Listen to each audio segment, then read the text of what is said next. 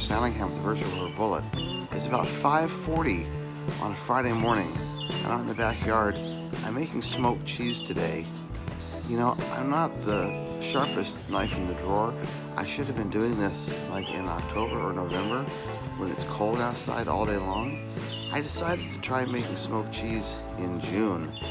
It's a little bit warm here in Northern California during June, but we have a cold snap for a couple of days, and overnight it got down to about 52. That's great temperature for smoking cheese. So I got up at 5 o'clock this morning to get the process started. I got my cheese on by about 5:30. I hope to be done by 7:30 while it's still cold outside. That'll give me an advantage to keep my Weber Smokey Mountain Cooker cold while I'm smoking the cheese. I haven't made smoked cheese in about 16 years.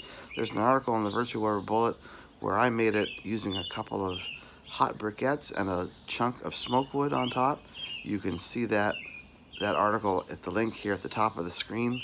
I'll also put that in the description of the video. But today, I'm doing things a little differently. I've got one of those 6-inch stainless steel smoker tubes. I got some applewood pellets. I had a little bit of difficulty getting them lit. Apparently my torch doesn't want to work upside down. But I finally got the pellets lit, and I let them burn for 5 minutes as suggested in the instructions. Then I blew out the fire and I laid the tube over on its side. Here are the cheeses I picked out.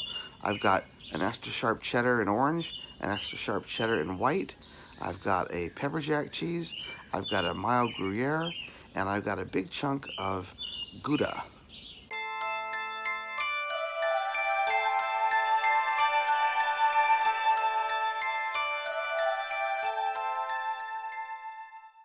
I set those on edge on a small cooling rack. I then filled the water pan with ice. I put the ice-filled water pan inside the smoker, and I put my cheese on the top cooking grate. I've got all the vents wide open, and I'll smoke the cheese for 2 hours. I'm using the ThermoWorks Signals probe thermometer today. I've got the air probe on the top cooking grate monitoring the pit temp. I'm hoping to keep it below 70 degrees Fahrenheit. Right now the grate temp is about 51 degrees. It's perfect for cold smoking cheese. Here's the amount of smoke coming out of the cooker. Just a nice steady stream of clean white smoke from those applewood pellets. So let's let the smoker do its thing, work its magic, and I'll be back in 2 hours to show you how the cheese turned out.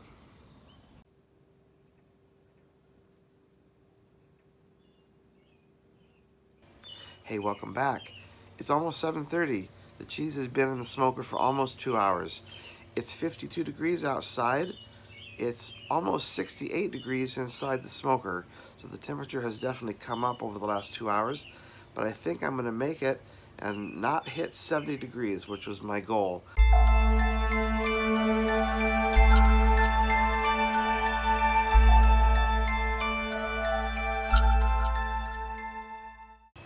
Let's go ahead and open up the smoker and I'll show you how the cheese turned out.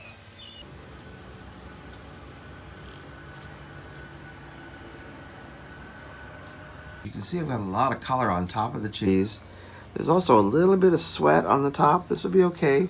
I'll put this in the refrigerator and we will dehydrate that a little bit before vacuum packing it so we don't get that moisture trapped inside the bag. I'm pretty happy with the results. Now we'll vacuum pack it and wait 30 days and find out how it tastes. Well, welcome back. It's been about 5 weeks since I smoked this cheese. It's been sitting in the refrigerator, vacuum packed all this time, mellowing out. I will tell you that on the day I finished this cheese, there was a little bit of condensation on it, so I moved the rack into the refrigerator and I let it air dry for a couple of hours. I thought I was being really smart to use the refrigerator as a way of drying off the surface of the cheese instead of using some paper towels. The only problem was that my refrigerator smelled like a smokehouse for about 4 or 5 days, so I don't think I would do that again. If you find there's some moisture on the cheese, I would just dry it off with a paper towel, then go ahead and refrigerate the cheese in plastic bags and then eventually vacuum seal it like I did here. In any event, I have been passing this cheese around to friends and family. I gave some to some neighbors. They seem to really like it. I haven't killed anybody so far. This is an example of the white extra sharp white cheddar that I made. This is Tillamook cheese. And you can see here in these pictures that there's a very pronounced smoke color on one side of the cheese, less so on the sides, less so on the end. You'll also notice there's some moisture inside the bag, kind of a smoky color. That's liquid that's come off the cheese with smoke flavor during the refrigerating process over the last month. Now I'm going to slice the cheese. The strongest smoke flavor is coming from this outside edge, particularly the top edge. It got an awful lot more smoke on it. So when I cut this cheese, I'm going to cut it so that every slice gets just a little bit of this very strong smoke flavor. I think that if you tried this and you decided you really didn't like it, you would simply cut off that strong smoked edge and then just eat the rest of the cheese. You'll still be getting some smoke flavor from the other sides, the flat sides of the cheese. So let's make a slice. Again, I'll go perpendicular to that smoky side. A nice little slice.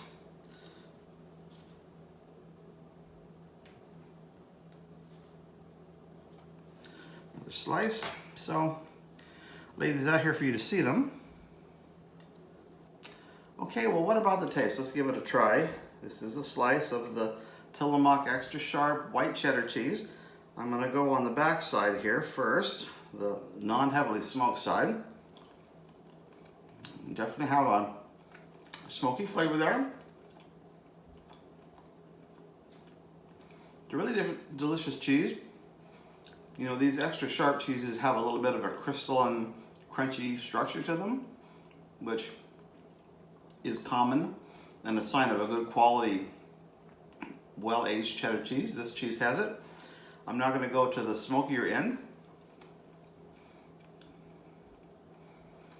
It's delicious too. It's a little stronger, but not bad.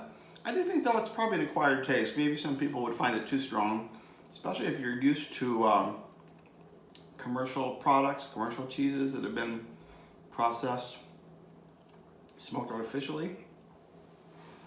You might find this to be a little too strong for you, but I think it's pretty delicious. A good little project. I'm glad I did it. I would encourage you to give smoked cheese a try. It's very easy to do. Takes a couple of hours of time in the smoker, plus about 30 days in the fridge for the cheese to age out. But in the end, I think it's well worth it. Give it a try. Smoked cheese in your Weber Smokey Mountain Cooker. Till next time, take care everybody. Bye-bye.